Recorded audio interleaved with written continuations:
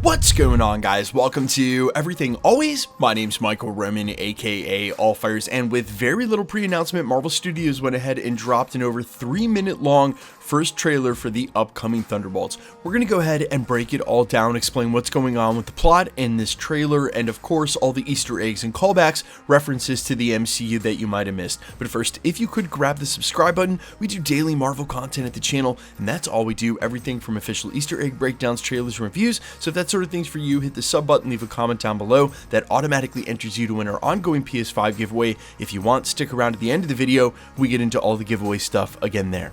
Okay, so yes, if you're wondering, this is a majority of the same footage that was already shown several times this year behind closed doors, so it's already been broken down across the internet and even leaked out in a couple of places before Marvel cleaned it up. So we're going to brush over some of this and only point out the most important characters and what's going on with the plot. Obviously, when Yelena is trying to visit her dad's house, Red Guardian, he doesn't have anything going on. It's pretty hilarious, lots of work, lots of stuff, totally fulfilled, but it's very clear that he hasn't been up to anything but lounging around his apartment and for quite some time, where on the other hand, Yelena Belova has put herself completely into her work, but it's just not fulfilling in the way that she'd hoped it'd be. Also, I've tried to clear this frame up as much as possible, but I really think that this looks like a picture of Red Guardian imposed on a star, holding up what looks like a hammer or maybe a two-handed Mjolnir, which would be hilarious if this is fan art of him trying to live up to Captain America by wielding a Mjolnir of his own. Obviously, after Yelena's done explaining that she's not fulfilled, we see a parallel between her and John Walker, who's looking up stories of his downfall on the internet, never a good thing. We also get a clear shot of Yelena entering a chamber with a brushed aluminum elevator. We'll talk about that in a second. And Bucky, who now looks like he's a diplomat, and about as happy to be doing what he's doing as John Walker is to read his own downfall story, as Yelena Belova is completely unfulfilled and Red Guardian is doing nothing. So basically you can see why all of them would take an operative or a mission that seemed interesting, because none of them have anything going on right now.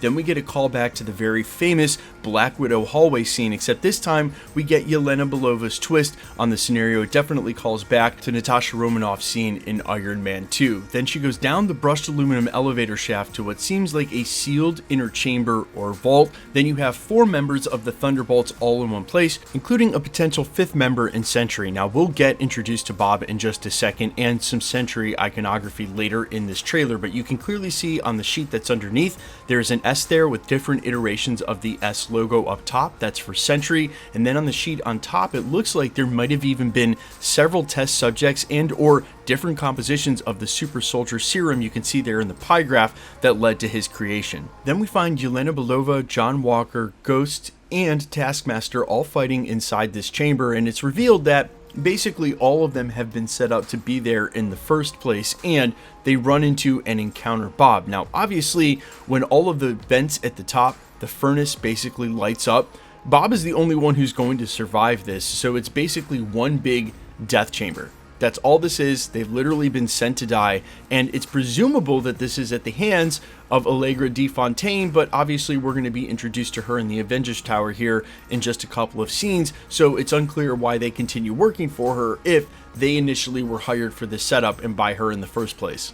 But the obvious reason for the government wanting them gone, she actually explains through this next part of the montage, because they've all got shadow op backgrounds where they've all been hired to do things that were probably and most likely still off of the books in an attempt for governments to clean up their messes without anybody knowing exactly who did it and what happened. Now, the next shot we get, I think, is one of the most interesting in the trailer. We see Bucky in a tux at what looks like a black tie event, but also a shot of Loki's scepter. Now I presume this is actually the interior of Avengers Tower, because we immediately see Allegra de Fontaine. We know she's bought the tower, but it invokes the imagery of where we first saw that staff on Earth when Loki was wearing a tux at that black tie event in Germany. So it's just very weird to see it basically in the same setting, but now inside the Avengers Tower, which gives you hints that something is not right. Now the next clear shot we get of Bob, who's actually SENTRY, has a ton of bullet holes in his tunic, but he is completely unharmed because obviously he's bulletproof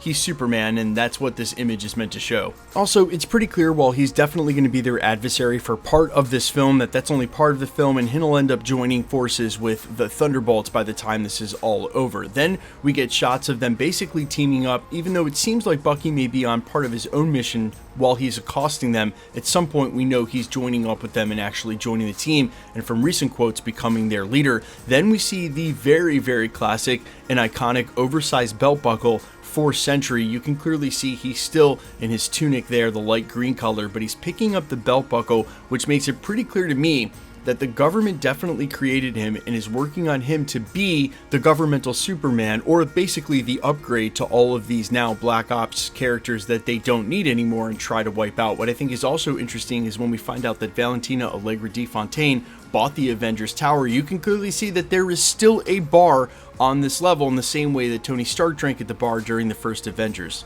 Speaking of which, if you watch the channel this week, you'll know that several industry insiders are talking about the Thunderbolts asterisk as sort of something to do with the new Avengers, and the dialogue here from Allegra de Fontaine when she says they're just so cute in their outfits, all lined up like a team like this with 6 of them, I think is definitely meant to invoke that Avengers imagery, and she probably ends up referring to them as, you guys are so cute, you look like the new Avengers. And since there's a really good chance that she's the one who crossed them in the first place and they're all teaming up against her to take her down, it's pretty ironic that she would name the team, and that's probably why they end up rejecting that and taking their own name like the Thunderbolts, which, again, the origin has been rumored to be Yelena Belova's Little League soccer team, but we'll have to wait and see if that's the actual genesis inside the film. It was also rumored that Mephisto had bought Avengers Tower, but now we know with 100% certainty that for the time being, it's Valentina Allegra de Fontaine. Now again, Bucky is attacking these 4 members of the Thunderbolts at the beginning of the film, sort of makes you wonder if he's not under brain control again, but I definitely don't think they're going to rehash that. I think he's just going after them in order to catch up with them, but definitely looks like they're not on the same side at the beginning of the trailer. Now, there's one thing I wanted to call out about this trailer because of how stark that it is, pun totally intended, and it's not stuff that we normally talk about, but the color grading on this trailer, and if it's the same in the movie, is extremely specific.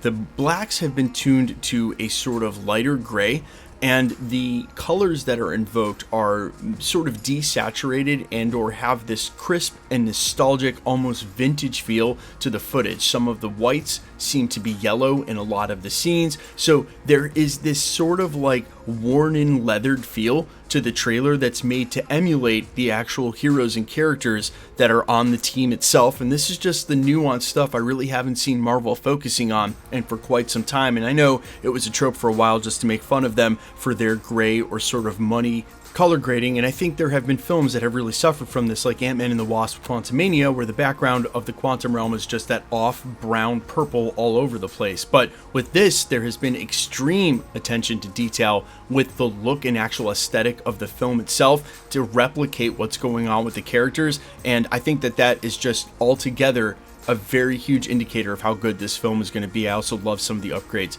for their costumes, but you guys let me know all your thoughts down below, how hype you are for this film. Of course, we will be doing a watch party for Agatha in a couple of days, so if you're staying up to watch episode 3, come and watch with us. It'll be a good time. Also, we're still giving away the PlayStation 5s. All you got to do be a sub, leave a comment, because it's truly random. The more videos you comment on, the better chance you have of winning. My name's Michael Roman. Find me on Instagram and Twitter at IamFires. Find me on all platforms with original music under the name AllFires. While I sincerely appreciate you checking me out there, thanks for checking this channel out. Stick around. We'll be posting again real soon.